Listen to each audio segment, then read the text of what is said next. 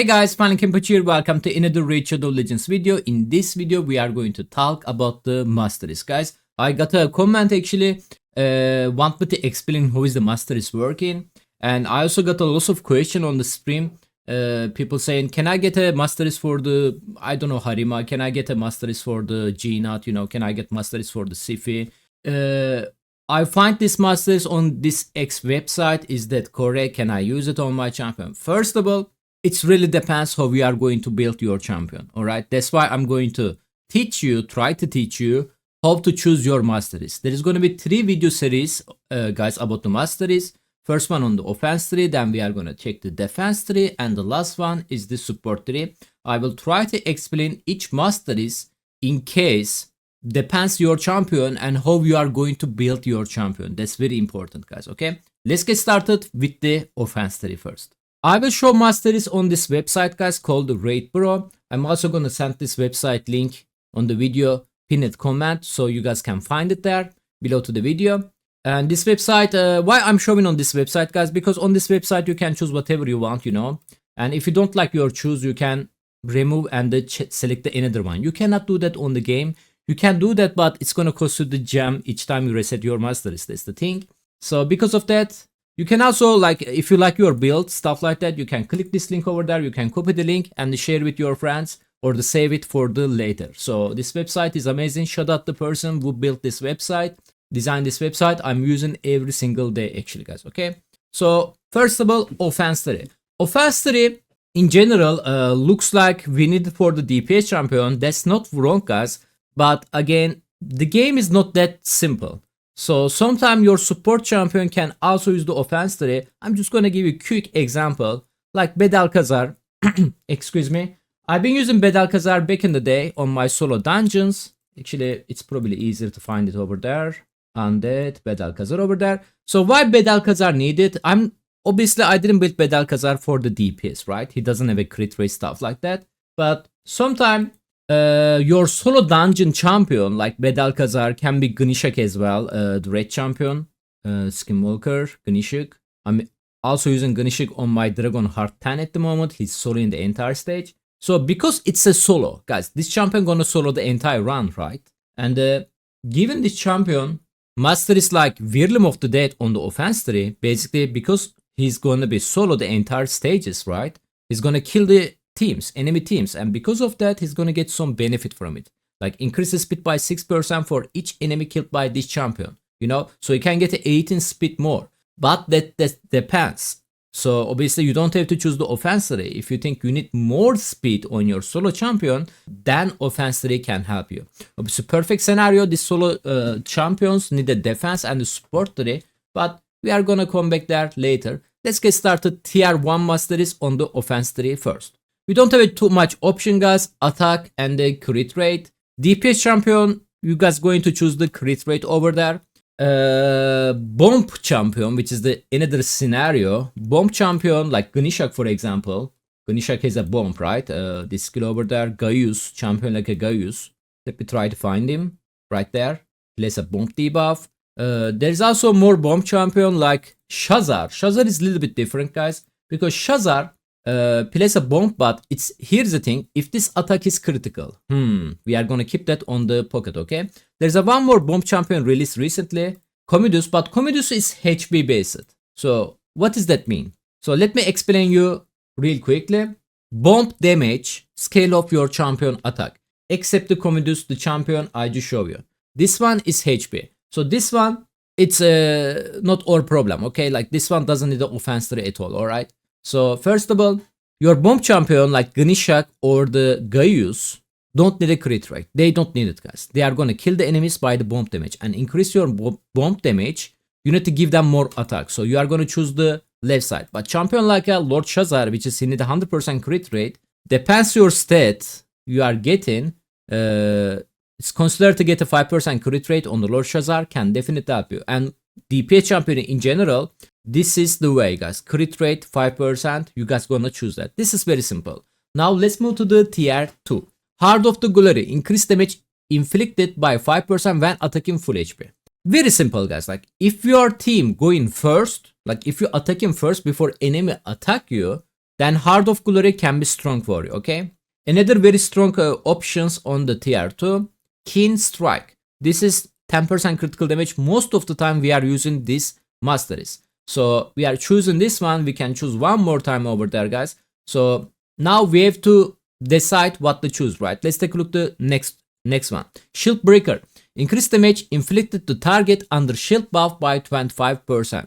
If they have a shield buff, that's a good. If they doesn't have a shield buff, this is not good. So you have to decide that, oh man, in the arena, most of the time I'm facing enemies under the shield buff, then I'm going to choose the Shield Breaker, you know? Or you have to choose the opposite, alright? And the Grim Resolve. Grim Resolve like a Heart of Glory, guys. Heart of Glory, if you attack in when you are full HP, Grim is increased damage inflicted by 5% when attacking with 50% HP or less. So if you build in fast team, if you are DPS champion getting turn before enemy attack him, Heart of Glory can be strong. Same scenario, if you need a facing loss of shield champion, Shield Breaker can be also strong. If you have a go second DPS, like can be Leo, right? Can be Kendofron. There's lots of go second DPS on these days. Well, Grim Resolve can also help you. So we choose the, let's say we are making a normal DPS champion, going fast, you know, stuff like that. Let's say we choose this one at the moment. So now tier 3 Masteries. In the tier 3, guys, we have a single out, increased damage inflicted to target with less than 40% HP by 8%. So you attack the targets, they survive, but they are HP less than 40%. So next time, whenever you got a turn, killing them is going to be easier because you are going to get some benefit from it. Life Drinker is not really arena Masteries, guys. This is more like Hydra Masteries, especially if your team doesn't have a reviver. Healer on your team obviously must need it, but Life Drinker can also help your DPS champion from 1 HP to more than 50% HP from single attack. So Life Drinker is very strong, but again, given this Masteries on your support champion, not going to give you benefit because inflicted damage. So more damage you are dealing the target, more heal you are going to get from that. Alright? And the Realm of the Dead, the Masteries we mentioned earlier, increase speed by 6 for each enemy killed by this champion, stack across the each round of the battle up to 18. Can be strong for the PvE, can be strong for the arena, obviously. Cannot be strong on the Hydra, guys. This Masteries doesn't have any benefit on the Hydra. So if you are DPS champion, you are mainly using on the Hydra. Instead of getting Realm of the Dead, try to get another Masteries because we are not killing the Hydra, guys. We just cutting their heads. I know. And of course, we have a Ruthless Ambush. Increased damage inflicted by 8% for the first hit on each enemy. This Masteries can be strong for champion like Georgette, you know, because he can hit very, very hard, even the reaction proc. But beside the Georgette, guys, I personally don't recommend it, this Masteries Ruthless Ambush, especially on the current meta, because most of the enemies have a stone skin. Obviously, you can melt the stone skin with the HP burn, or you can try to remove it, that's the thing. But even you do that, some of the enemies will still have a reaction accessories. And before they get a turn, their reaction always have a chance to proc, and Ruthless Ambush not really can help you that much. So let's continue like that, going down like that with the Realm of the Dead and the single out. Now we are in the tier 4 Masters. In the tier 4, we have a Bring It Down. Increase damage inflicted by 6% when attacking target with the higher max HP. Very simple, guys. So let's say you have a attack DPS or the defense DPS, which is defense DPS has a high defense, attack DPS has a high attack. Their HP not that big as the enemy's support champion. So given this Masteries can definitely increase your damage 6% automatically. Next one, Wrath of the Slain, increased damage inflicted by 5% for each dead ally, stack up to 10%. Wrath of the Slain can be decent champion, like specific champion, guys. Like now we are gonna talk about the specific champion real quickly. Like champion like cannot get a one shot or not dying that easily, like Sacred Order Sigfront, for example, right? I know he's mythical, but he has a unique passive skill that protect him to be in one shot. So there is a high chance they can kill your entire team and he can get more damage from it. Champion like Leo, of course. Leo already have a passive skill that increasing his damage when he's low HP.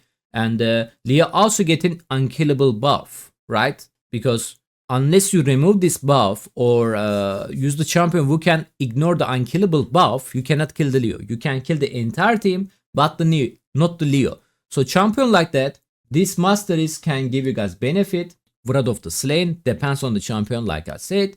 And the next one, Cycle of the Violence. So Cycle of the Violence has a 30% chance of the reducing your cooldown on the random skill, guys. Alright, but there is a rule for that. You need to deal more than 30% target max HP. In the Hydra, this blessing and my bad Masteries actually working pretty well, guys. Not the enemy max HP hitter. Unless you are enemy max HP hitting like 3 times, like a G-Nut, stuff like that, you cannot be bypass 10% max HP limit. But normal DPS champion, if you build them very, very strong, there is a chance you can proc this, guys, okay? Like, but that's very, very strong DPS champion I'm talking about, okay? Because Hydra have a loss of HP and you need to deal 30% of their max HP damage with your DPS champion. Can be also strong for the arena wise, guys. Dealing 30% damage from the DPS champion to enemy support is not that big problem. So this is definitely also solid Masteries. Next one, Opportunist. This is a little bit niche Masteries, guys. Like I said, increase damage inflicted target with the stun, sleep, or the freeze debuff. So champion who got a buff recently can be very strong for this Masteries. Let me show you that real quickly. I'm talking about Gurgo, guys. If you guys have a Gurgo, let me know how his performance, by the way. So first of all, he using A2 skill, remove all buff, then place a freeze debuff on all enemies, then the grant extra turn. So he frees them, he got the extra turn, and after that he's gonna use the A3 skill and he's gonna be smack them, right? So in this case, this Masteries Opportunist can be very strong for the Gurgo. It can basically increase his damage because they will under freeze debuff. So he's gonna deal 12% more damage. But if your DPS champion doesn't have a debuff, CC debuff actually, or if your team doesn't have one of this CC debuff caster, you know, let's say you have a Kaimar, you are sleeping the enemy team, then obviously there is nothing wrong to give Opportunist to your DPS champion. You have to just decide which one to remove it, you know, like you have to decide it. Right now we're just using normal DPS champion, guys, normal offensive DPS champion, so we are not going to choose this one. And the tier 5. In the tier 5 we have a Methodical. Increase damage inflicted by this champion default skill by 2% each time is used during the battle. Stack across each round battle up to 10%. This Masteries default skill, guys. Default skill. Some champion default skill is very, very strong. So like Kendofron A1 skill, Leo A1 skill, Georgette A1 skill. Like you can name that. Like Methodical can be very strong for them, but I'm not big fan of that because 10% is not a big deal in my opinion. Killstreak, in the other hand, increased damage inflicted by 6% in the arena and 3% in all other locations for each enemy killed by this champion in the battle. Stack up to 12%. So your DPS champion job is killing the enemies. Killing enemy DPS champion is easier than the killing enemy support champion. And killing enemy DPS champion will basically gonna increase your damage. So after you kill the enemy DPS champion, you are gonna deal more damage to enemy support champion, so you can easier to kill them next time if you choose the kill streak. Blood Shield, place a shield buff on this champion for 1 turn. When this champion kills an enemy, the value of the shield is equal to 15% of this champion max HP. So that can be strong for the HP based nukers, but I'm also not big fan of that. And the next one, Stocked to Free. Increase the damage inflicted by 4%. Each debuff on this champion stack up to 12%. It's like a displacing, guys. Displacing if the enemy is under CC debuff, increasing your damage. And this one, if you are under debuff, increasing your damage. Obviously, some of the debuff gonna be not good for you. You know, they can cast fear debuff, stun debuff, freeze debuff on you. So you cannot get a turn. Basically, even this Masteries on you, you cannot attack them, right? They can stop you. So it's a little bit RNG blessing, guys. So in this case, Methodical and the Killstreak can be strong choose, or we can leave one of them and we can choose the 2 Masteries on the defense tree. That's also the thing, but we are focusing offense at the moment on this video. Now the tier 6 Masteries. We are on the tier 6 Masteries. We have a War Master. Let me explain to you guys War Master and the Giant Slayer real quickly. War Master is if your champion A1 skill dealing less than 3 attack, 3 attack, less than 3 attack, War Master for the early game. If your champion A1 skill hits 3 times or higher, Giant Slayer for the early game. Again, early game. You can also choose War Master on your support champion for dungeons, for Hydra, if you are not really using this support champion on the arena or any tough content, You can also choose the offense tree, and most of the case, your support champion can use like War Master to deal extra little bit damage, That's not bad thing, can actually give you, end of the day, 20-30 million more damage on your Hydra, depends how many turns you are surviving. That's definitely not that low, guys, okay? So therefore the early game, it's on the pocket. But first of all, maybe you guys asking a question there. Giant Slayer, I have a G-Nut, what should I use, Giant Slayer or not? G-Nut is an max HP hitter. Yes, G-Nut A1 skill has 3 hitter, right? So, but this also depends how is your G-Nut build. Like I said earlier, guys, game is not that simple. So if your G-Nut, if you early game, if you're struggling to reach high critical damage on the G-Nut, Giant Slayer may be not that good idea, because you need to get more critical damage on the G-Nut to hit any max HP limit first of all. If you cannot hit any max HP limit, getting Masteries like Flawless Execution, extra 20% critical damage can actually help you. If you don't have a problem to build any max HP limit, then yes, go for the Giant Slayer for the G-Nut, alright? If you are also using G-Nut like I do on the Fire Knight Hard 10 team, which is my G-Nut is the killing the wave by using his A2 skill, and this A2 skill is attack elim only, not attack 3 times, stuff like that. In this case, I personally using Hand Smasher on my G-Nut, so that can help me to ignore actually enemy defense and deal more damage on them. So I basically explained all of them, but basically guys, early game depends your champion A1 skill, War Master or the Giant Slayer. If you're struggling to build your champion high critical damage, especially for enemy max HP hitters, Flawless Execution, and DPS champion arena wise especially, or the DPS champion end game Hydra wise, normal DPS champion, not enemy max HP, still Hand Smasher. So that was it, guys. Hopefully this offense tree the things I just mentioned, hopefully can help you to decide which Masteries to choose on your champion.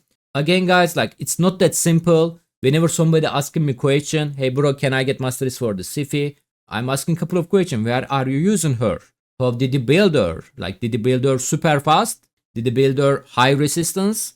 Did you build her super tanky? There's some question I have to ask before to give you correct Masteries. Next video going to be about the defense tree. If you guys don't want to miss this out, please consider to sub my YouTube channel and like the video, can help a lot to grow. Thank you so much for watching, guys. Catch you guys on the next time.